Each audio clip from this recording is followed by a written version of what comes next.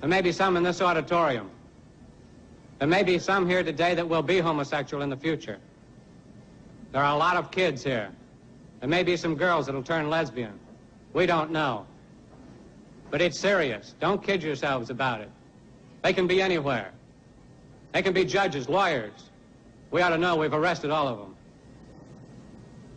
So if any one of you have let yourself become involved with an adult homosexual or with another boy, and you're doing this on a regular basis, you better stop quick.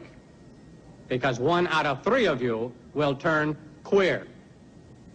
And if we catch you involved with a homosexual, your parents are going to know about it first. And you will be caught. Don't think you won't be caught. Because this is one thing you cannot get away with. This is one thing that if you don't get caught by us, you'll be caught by yourself. And the rest of your life will be a living hell.